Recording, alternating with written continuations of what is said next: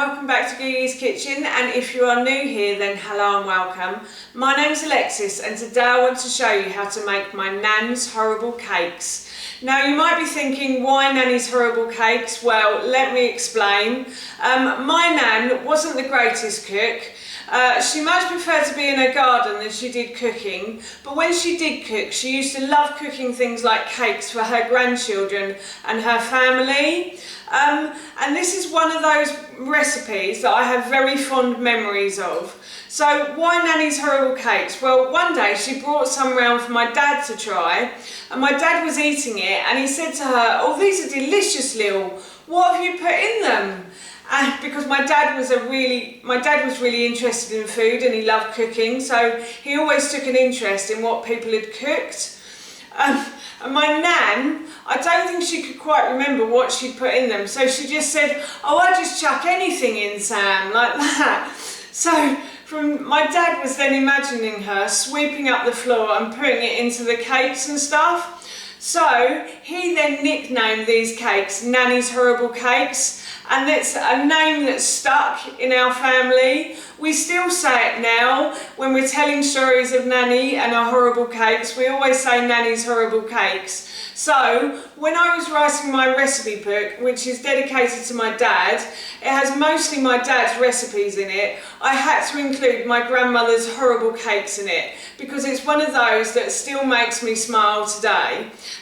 This book is, as I said, dedicated to my dad, and it has over 56 family recipes in it. Most of them are my father's, some of them are my Nan's, including this one. There's one of my grandfather's, and there are a few of mine as well. And I'm making these as a little treat for my family today, so I thought I'd share the recipe with you. So here is how to make my Nan's horrible cakes. So the first thing I'm going to do is I'm going to preheat my oven to 180 degrees. While the oven is preheating, I'm just going to spread a little bit of butter around the base of a 12-hole muffin tin. I bought this tin in Poundland, would you believe, and it was only £1, and it's actually lasted me really well, so I'm really pleased with this. So yes, I'm just greasing it with a little bit of butter. I've used a bit of extra butter and I'm just greasing the holes with the butter now. This is so the cakes don't stick. You could use cupcake cases if you want to, but my Nan never really used cupcake cases. I think she thought they were a bit of a waste of money, so she always used to just oil or butter the bottom of the muffin tray that she cooked the cakes on. So that's that done now, and now I'm going to move on to putting the ingredients together. So in my mixing bowl I have 225 grams of ground oats. Now you can use plain flour for these if you want to, or you could use a wholemeal flour, or you could use a wholemeal spelt flour as well. In the book I've put wholemeal spelt flour or ground oats for this. And I ground these oats in my NutriBullet, and now what I'm going to add is 1 teaspoon of baking powder to that, and I'm just going to mix those ingredients together. And then I have 125 grams of butter.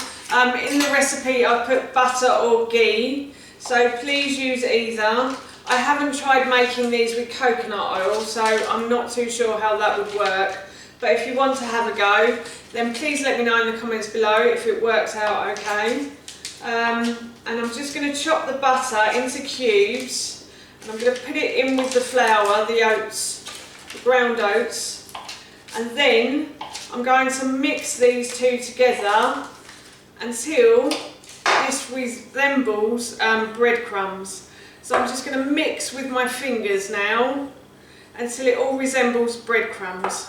Butter and the flour is now looking like breadcrumbs, as you can see. So what I'm going to do is I have an egg here, and I have, in the book I've said to use 1 teaspoon of vanilla powder. Unfortunately I've run out of vanilla powder, and I'm waiting till it goes on offer on the internet because it is quite expensive.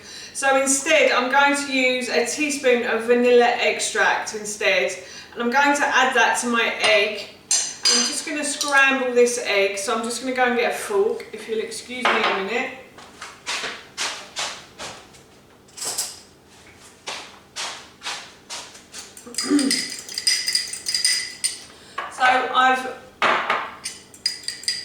So I've scrambled my egg, and I'm going to add this to the sugar in this bowl, and I'm going to mix these two together now, or these three ingredients, until they're all well mixed in. And I'm just going to pour that over the breadcrumb mixture. And I'm going to mix all of those ingredients together now. Now you might need a bit of milk to help stick all the ingredients together. So if I do, I will go and get some, but I'm just going to mix these in.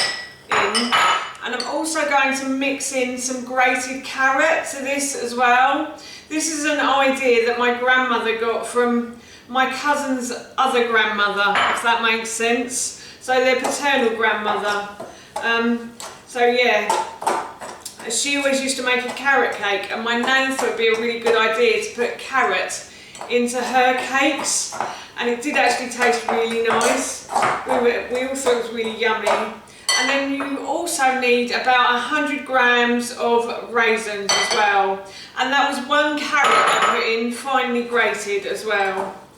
So I'm going to stir in the raisins now as well. This is looking as though it's going to glue together.